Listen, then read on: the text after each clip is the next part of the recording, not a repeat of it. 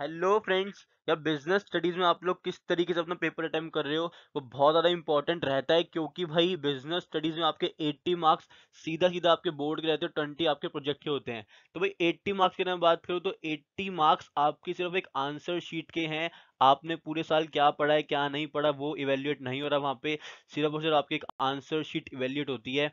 तो भाई जब आंसर शीट इवेल्युएट होने जाएगी हमारी, तो हम लोग किस तरीके से अपने पेपर को अटेम्प्ट करें कि हम अपना स्कोर मैक्सिमाइज कर लें। So my name is Serge and today I will discuss how to present your paper in business studies class 12th boards 2019। So let's start. तो भाई टिप्स है क्या? सबसे पहले एक चीज याद रखो कि भाई आप लोगों को डायरेक्ट क्वेश्चंस पहले अटेम्प्ट करने हैं। डायरेक्ट क्वेश्चन पहले अटेम्प्ट करने का फायदा ये है कि जब भी आपकी आंसर शीट इवेल्युएट होगी, तो आपने अगर डायरेक्ट क्वेश्चन पहले अटेम्प्ट कर रखे होंगे तो आपको आते हैं, मतलब आप लोगों ने सही लैंग्वेज लिखी है। आप लोग बना बना के नहीं लिख रहे, आपकी गलत होने के चांसेस बहुत कम रहते। तो भाई डायरेक्ट क्वेश्चंस को पहले अटेम्प्ट किया करो। डायरेक्ट क्वेश्चंस काफी इजीली आपसे हो जाते हैं। फीचर्स ऑफ मैनेजमेंट बताओ, हमसे पूछ लेते हैं जनरली एग्जाम में जो क्वेश्चन आते हैं कि फीचर्स ऑफ मैनेजमेंट बताओ, या फिर फ्योल के प्रिंसिपल्स क्या है। जो भी डायरेक्ट क्वेश्चंस हैं, importance of business environment, dimensions of business environment, जो भी डायरेक्ट क्वेश्चन आप लोग उनको पहले अटेम्प्ट कर लो, ताकि जो भाई आपकी एक्यूरेसी आंसर शीट में, यानी कि आपका आंसर शीट है उसमें साफ सुथरा आप लोगों ने आंसर्स करें। क्योंकि भाई पहला पेज, दूसरा पेज, तीसरा पेज बताता है कि आप लोग किस तरीके के स्टूडेंट हो। क्योंकि भाई एग्जामिनर को सिर्फ आपकी आंसर शीट से पता लगता है कि यू आर गुड और यू आर एवरेज। तो भाई डायरेक्ट क्वेश्चंस पहले अटेम्प्ट करोगे। और एक चीज याद रखना कि जो आपका पेपर है, यानी जो 2019 का बोर्ड्स होगा बिजनेस स्टडीज का, उसमें 30 मार्क्स के डायरेक्ट क्वेश्चंस होंगे। भाई 30 मार्क्स से डायरेक्ट क्वेश्चन हो गए, 20 मार्क्स आपका प्रोजेक्ट, 50 मार्क्स तो आपके कहीं भी नहीं गए बिजनेस स्टडीज में। तो भाई 50 मार्क्स तो आप इजीली स्कोर कर सकते हो। अब बात आती है केस स्टडीज की। तो भाई 50 मार्क्स की केस स्टडीज आनी है। 50 मार्क्स की केस स्टडीज होंगी, जिसमें 30 मार्क्स की केस स्टडीज होती है इजी टू मीडियम।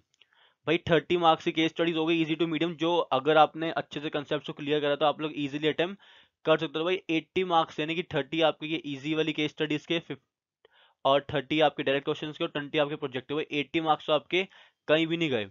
अब बात आती है जो 20 मार्क्स की डिफिकल्ट केस स्टडीज है, भाई उसको भी छोड़ना नहीं है। जितना आप लोगों को हो सकता है आप उन केस स्टडीज को अटेम्प्ट करके आना। तो भाई डायरेक्ट क्वेश्चंस को पहले करना, और केस स्टडी जो इजी टू मीडियम, देखो सबसे मेन इंपॉर्टेंट रहता है कि आप लोग फाइंड आउट करो कि कौन सी केस स्टडी ऐसी है जो इजी टू मीडियम वाली है, जो हम लोग इजीली आंसर कर सकते हैं जिनका। तो भाई वो आपको पता लग जाता है जब आपके हाथ में पेपर आता है, या आप लोग पिछले साल के पेपर टाइम करके देखा करो, सैम्पल पेपर को सॉल्व किया करो, ताकि हमारी एक्यूरेसी अच्छी हो जाए, हमें पता लग जाए कि किस तरह की केस स्टडीज आसान है और किस तरह की केस स्टडीज डिफिकल्ट वाली कैटेगरी में आती है। अब बात आती है कि जब हमारे आंसर शीट हो गया, हम उसमें कैसे कैसे करें। तो भाई दोनों साइड पे लाइन खींचना, वर्टिकल लाइन दोनों साइड पे खींचना पेंसिल से, और बीच वाले एरिया में अपना सारा पोर्शन लिखना। दो साइड लाइन खींचने का मेन पर्पस ये रहता है कि आप लोगों को जो आंसर दिखता है ना, उसकी क्वांटिटी ज्यादा लगती है। और सीबीएसई बोर्ड में भाई क्वांटिटी पे ज्यादा फोकस किया जाता है कि आपके आंसर की क्वांटिटी है क्या।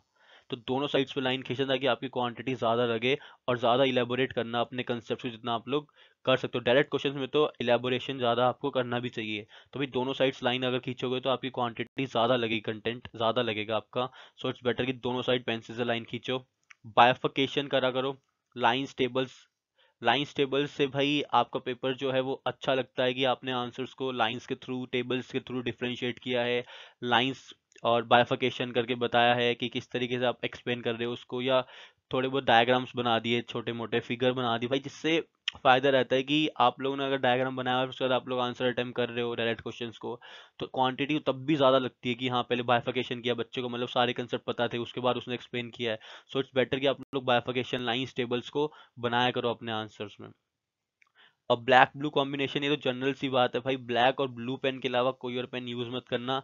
लाइंस वगैरह के लिए पेंसिल का यूज करना। तो भाई ब्लैक ब्लू कॉम्बिनेशन बनाना, हेडलाइंस ब्लैक से और नॉर्मल कंटेंट जो आपका होता है ब्लू पेन से।